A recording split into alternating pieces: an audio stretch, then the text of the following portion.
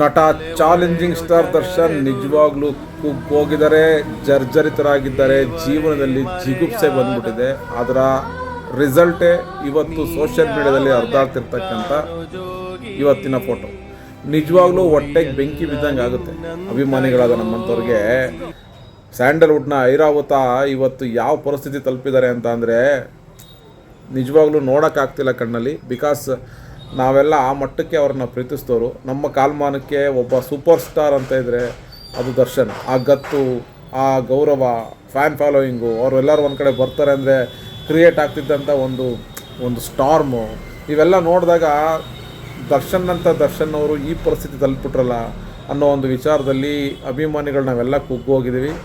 ಆದರೂ ಯಾವುದೋ ಒಂದು ಆಶಾಭಾವನೆಯಿಂದ ಇವತ್ತೆಲ್ಲ ನಾಳೆ ಸರಿ ಹೋಗುತ್ತೆ ಅನ್ನೋ ಒಂದು ದೊಡ್ಡ ಯಾವುದೋ ಒಂದು ಸಣ್ಣ ಬೆಳಕಿನ ಕಿಂಡಿಗೂ ಕೂಡ ನಾವು ಕಾಯ್ತಿದ್ದೇವೆ ಅನ್ನೋದರಲ್ಲಿ ಅತಿಶಯೋಕ್ತಿ ಏನಿಲ್ಲ. ಬಂಧುಗಳೇ, ಕನ್ನಡ ಇಂಡಸ್ಟ್ರಿಗೆ ಐರಾವತ, ಇಡೀ ಕರ್ನಾಟಕ ರಾಜ್ಯದಲ್ಲೇ ಡಿ ಬಾಸ್ ಅಂತ ಫೇಮಸ್ ಆಗಿದ್ದಂತಹ ನಮ್ಮೆಲ್ಲರ ಚಾಲೆಂಜಿಂಗ್ ಸ್ಟಾರ್ ದರ್ಶನ್ ಇವತ್ತು ಈ ಹಂತ ತಲುಪಿರಲಿಕ್ಕೆ ಕಾರಣ ಅವರ ಕೆಟ್ಟ ಹಣೆ ಬರ ಅನ್ಬೇಕೋ ಅಥವಾ ಷಡ್ಯಂತ್ರ ಅನ್ಬೇಕೋ ಅಥವಾ ಅವರ ಸ್ವಯಂಕೃತ ಅಪರಾಧ ಅನ್ಬೇಕೋ ಗೊತ್ತಾಗ್ತಿಲ್ಲ. ಸ್ವಯಂಕೃತ ಅಪರಾಧಗಳು, ತಪ್ಪುಗಳು ಎಲ್ಲರೂ ಮಾಡ್ತಾರೆ. ಯಾರು ಸರ್ 100% ಇರೋ ವ್ಯಕ್ತಿ ಯಾರು ಸರ್? ತಪ್ಪು ನಡೆದಿದೆ, ನಡೀತಾ ಇರುತ್ತೆ. ಯೂಶ್ವಲಿ ತಪ್ಪುಗಳಾಗಿದ್ದಾವೆ, ಇಲ್ಲ ಅಂತಲ್ಲ. ಆದರೆ ಒಂದು ಜೀವ ಹೋಗೋ ಮಟ್ಟದ ತಪ್ಪು ಮಾಡಿದ್ದಾರೆ ಅಂದಿದ್ದಕ್ಕೆ ಈ ರೀತಿಯ ಒಂದು ಪನಿಷ್ಮೆಂಟು ಅಂತ ಅಂದ್ಕೊಳ್ಳೋದಾದರೆ ಇದು ಕೇವಲ ಆರೋಪ ಆಗಿದೆ. ನಾವು ನ್ಯಾಯಾಂಗದ ಬಗ್ಗೆ ಗೌರವ ಇಟ್ಕೊಳ್ಳೋಣ. ಅದ್ರ ಬಗ್ಗೆ ನ್ಯಾಯಾಂಗದ ಬಗ್ಗೆ ಯಾವುದೇ ನಮಗೆ ಚಕಾರ ಇಲ್ಲ. ಬಿಕಾಸ್ ದರ್ಶನ್ ಅಭಿಮಾನಿಗಳು ಅನ್ಎಜುಕೇಟೆಡ್ ಅಂತ ಯಾರು ಏನೇ ಬಿಂಬಿಸ್ಬೋದು. ನಾವೆಲ್ಲ ಎಜುಕೇಟೆಡ್ಗಳೇ ಇದ್ದೀವಿ, ಕಾನೂನಿಗೆ ತಲೆ ಬಗ್ಸಿದ್ದೀವಿ, ಕಾನೂನನ್ನ ಗೌರವಿಸ್ತಿದ್ದೀವಿ. ಆದರೆ ಈ ಕಾನೂನು ನಾವು ಅಂದ್ಕೊಂಡ ಥರ ಒಬ್ರಿಗೊಂಥರ ಆಗ್ಬಿಟ್ಟಿದ್ದೀರ ಅನ್ನೋ ಒಂದು ಸಣ್ಣ ಬೇಜಾರಾಗಿದೆ ಅಷ್ಟೇ. ಕಾನೂನಿನ ಬಗ್ಗೆ ವಿಶೇಷವಾದ ಗೌರವ ಇದೆ, ಪ್ರೀತಿ ಇದೆ, ಕಾನೂನನ್ನ ಗೌರವಿಸ್ತೀವಿ. ಕೊಲೆಗಳು ನಡೀತಾ ಇರ್ತವೆ. ಕೊಲೆಗಳನ್ನ ಆದಂಥ ಸಂದರ್ಭದಲ್ಲಿ ಕರ್ನಾಟಕ ರಾಜ್ಯದಲ್ಲಿ ಆಗಿರ್ತಕ್ಕಂಥ ಎಷ್ಟೋ ಕೊಲೆಗಳು, ಆ ಕೊಲೆನ ಮಾಡಿರ್ತಕ್ಕಂಥ ಆರೋಪಿಗಳು ಇವತ್ತು ಹೊರಗಡೆ ಇದ್ದಾರೆ ಅನ್ನೋದು ನಮ್ಮೆಲ್ಲರಿಗೂ ಗೊತ್ತಿರೋಂಥ ವಿಚಾರ. ಜಾಮೀನು ಸಿಕ್ಕಿ, ಬೇಲ್ ಸಿಕ್ಕಿ ಹೊರಗಡೆ ಇದ್ದಾರೆ ಅನ್ನೋದು ನಮ್ಮೆಲ್ಲರಿಗೂ ಗೊತ್ತಿರೋ ವಿಚಾರ. ಈ ರೇಣುಕಾಸ್ವಾಮಿ ಅನ್ನೋ ವ್ಯಕ್ತಿ ಕೂಡ ಕೊಲೆ ಆದಾಗ ಇದೇ ಥರದ ಒಂದು ಬೆಳವಣಿಗೆ ಆಗಿತ್ತು. ಇದಕ್ಕೆ ಕಾರಣ ಆಗಿರ್ತಕ್ಕಂಥ ಆರೋಪಿಗಳು, ನಾಟ್ ಅಪರಾಧಿಗಳು, ಆರೋಪಿಗಳನ್ನ ಒಂದು 17-18 ಜನನ ಹಿಡಿದು 1, 2, 3 ಅಂತ ಹಾಕಿ ಇವೆಲ್ಲರನ್ನೂ ಜೈಲಿಗೆ ಕಳಿಸಿದ್ರು. ಯಾವ ಥರ ಪ್ರೋಸೆಸ್ ನಡೀತಿತ್ತು, ಕೊಲೆ ಕೇಸ್ಗಳ ಪ್ರೋಸೆಸ್ ಹೆಂಗೆ ನಡೀತಿತ್ತು, ಅದೇ ಥರ ಕೇಸಸ್ಗಳು ಇಲ್ಲೂ ನಡೀತಾನೇ ಇದೆ. ಅದ್ರ ಪ್ರಕಾರನೇ ಎಲ್ಲ ಒಂದು ಪ್ರೋಸೆಸ್ ಏನಾಗಿದೆ ಅದು ಆಗೋಗಿದೆ. ಬಟ್ ಈಗ ಹೊಸ ವಿಚಾರ ಏನಪ್ಪ ಅಂತ ಅಂದರೆ ಇದೇ ಕೇಸ್ನಲ್ಲಿ ಕೋರ್ಟ್ ಮಧ್ಯಸ್ಥಿಕೆ ವಹಿಸಿ ಹೈಕೋರ್ಟ್ ಕೂಡ ಇವರಿಗೆ ಜಾಮೀನನ್ನ ನೀಡಿತ್ತು, ಬೇಲ್ ಮೇಲೆ ಹೊರಗಡೆ ಇದ್ದರು. ಇದೇ ಪ್ರೋಸೆಸ್ಸು ಎಲ್ಲ ಕೊಲೆ ಕೇಸ್ಗಳು ನಡೆಯುವಂಥದ್ದು. ಈ ಒಂದು ಕೇಸ್ ಯಾಕೆ ಸ್ಪೆಷಲ್ಲಾಗಿ ಸುಪ್ರೀಂ ಕೋರ್ಟಿಗೆ ಹೋಯಿತು ಅನ್ನೋದು, ಅದರ ಹಿಂದಿನಿರ್ತಕ್ಕಂಥ ಷಡ್ಯಂತ್ರದ ಬಗ್ಗೆ ನಾವೆಲ್ಲ ನಿಜವಾಗ್ಲೂ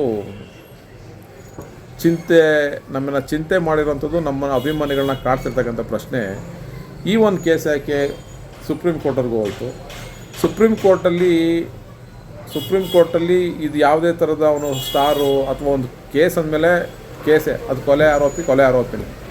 Y? Because this fellow Darshan super ಸ್ಟಾರ್ನ ಅನ್ನೋ ಒಂದು ಕಾರಣಕ್ಕೆ ಇಟ್ಕೊಂಡು ಈ ರಾಜ್ಯ ಸರ್ಕಾರದಲ್ಲಿ ಯಾರ್ಯಾರು ಷಡ್ಯಂತ್ರ ಮಾಡಿದ್ರು, ಏನು ಮಾಡಿದ್ರು, ಯಾಕೆ ಅಲ್ಲಿವರೆಗೂ ಈ ಕೇಸ್ ಹೋಯ್ತು ಅನ್ನೋದು ಇವತ್ತಿಗೂ ಕೂಡ ಬಿಡಿಸಲಾಗದ ಪ್ರಶ್ನೆಯಾಗಿ ಉಳ್ಕೊಂಡಿದೆ ಅಭಿಮಾನಿಗಳ ಪಾಲಿಗೆ.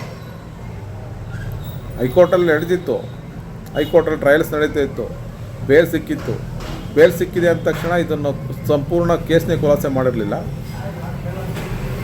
ಅಲ್ಲಿ ನಿಜವಾಗ್ಲೂ ಅಪರಾಧಿ ಅಂತ ಪ್ರೂವ್ ಆಗಿದ್ದರೆ ಇದೇ ವ್ಯಕ್ತಿಗೆ ಸೇಮ್ ಪನಿಷ್ಮೆಂಟ್ ಆಗ್ತಿತ್ತು. ಇವಾಗ ಕೂಡ ಪನಿಷ್ಮೆಂಟ್ ಆಗಿಲ್ಲ, ಆ ಟ್ರಯಲ್ ನಡೀತಾ ಇದೆ.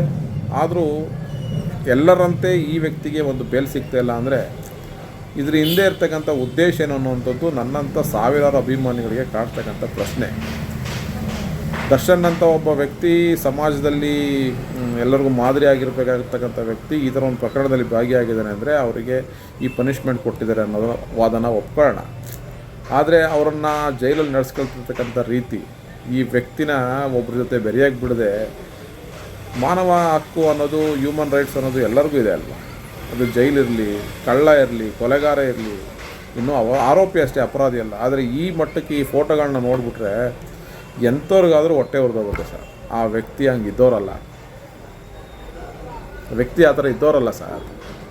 ಆ ವ್ಯಕ್ತಿಯ ನಡೆ ನುಡಿ, ಸಮಾಜದಲ್ಲಿ ಅವರು ಗುರುತಿಸ್ಕೊಟ್ಟಿದ್ದಂಥ ರೀತಿ, ಸಮಾಜಕ್ಕೆ ಅವರು ಕೊಟ್ಟಿರ್ತಕ್ಕಂಥ ಕೊಡುಗೆಗಳು, ಸಾವಿರಾರು ಅನ್ನದಾನಗಳು ಮಾಡಿದ್ದಾರೆ, ಸಾವಿರಾರು ಜನಗಳಿಗೆ ಕೈಲ ಸಹಾಯ ಮಾಡಿದ್ದಾರೆ, ಸಮಾಜಮುಖಿ ಕೆಲಸ ಮಾಡಿದ್ದಾರೆ, ತನಗೆ ಬೇಕಾದನ್ನು ಬೇಡವಾದನ್ನು ಎಲ್ಲವನ್ನು ಕೂಡ ನೋಡಿ ಅನುಭವಿಸಿದ್ದಾರೆ. ಪ್ರಾಣಿ ಪಕ್ಷಿ ಪ್ರಿಯ, ಮಹಿಳೆಯರಿಗೆ ಗೌರವ ಕೊಡ್ತಿದ್ದ.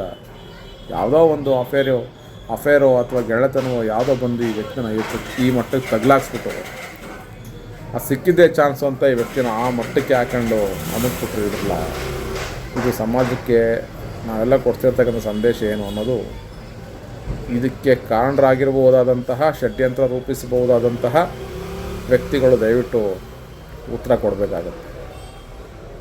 ಷಡ್ಯಂತ್ರ ಮಾಡಿರೋರು ಕೂಡ ಏನು ನೆಮ್ಮದಿಯಾಗಿರೋಕ್ಕೆ ಸಾಧ್ಯ ಇಲ್ಲ ಸರ್. ಅವ್ರು ಒಳಗಡೆ ಅಷ್ಟೊಂದು ಜರ್ಜರಿತರಾಗಿ ಕುಗ್ಗು ಹೋಗಿದ್ರೆ, ಹೊರಗಡೆ ಈ ಥರ ಷಡ್ಯಂತ್ರ ಮಾಡಿದವರು ಕೂಡ ಕುಗ್ಗು ಹೋಗಿರ್ತಾರೆ, ಜರ್ಜರಿತರಾಗಿರ್ತಾರೆ.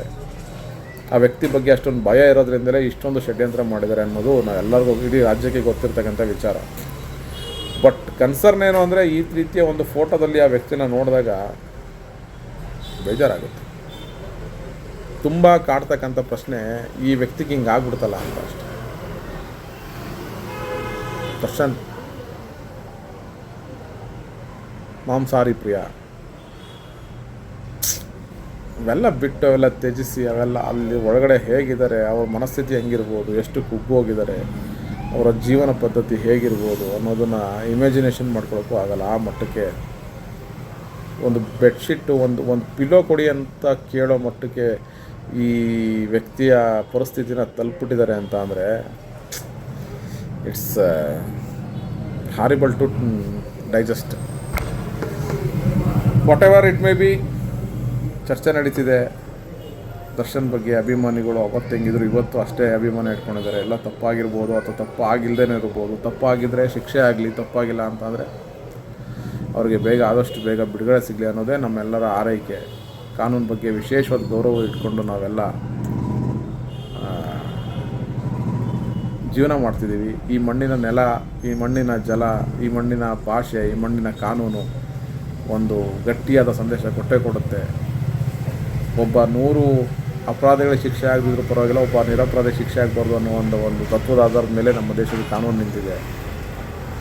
ಆದಷ್ಟು ಬೇಗ ಒಳ್ಳೆಯದಾಗಲಿ ದರ್ಶನ್ ಸರ್ ಅವ್ರಿಗೆ. ದರ್ಶನ್ ಅವರೇ ಬೇಗ ಬನ್ನಿ, ಮತ್ತು ನಿಮ್ಮ ಹಿಂದಿನ ಜೀವನಕ್ಕೆ ಮರಳಿ ಅಂತ ಕೇಳ್ಕೊಳ್ತಾ, ಏನು ರಾಜಕೀಯಕ್ಕೆ ಯಾರೋ ಒಬ್ಬ ಸಿನಿಮಾ ನಟ ಬಂದರೆ ಕರ್ನಾಟಕದಲ್ಲಿ ಈ ರೀತಿ ಒಂದು ಸಾಧ್ಯ ಅಂತ ಚಿಂತನೆ ನಡೀತಿದೆ.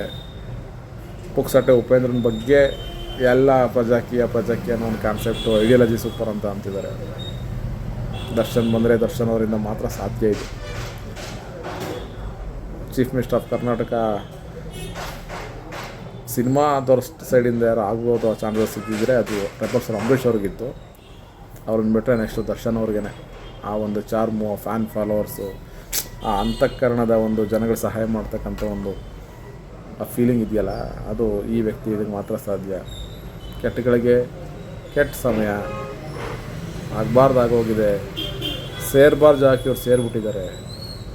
ಅಲ್ಲಿಂದ ಹೊರಗಡೆ ಬರೋವಂಥ ಪರಿಸ್ಥಿತಿಗೆ ಇಲ್ಲ. ಅದು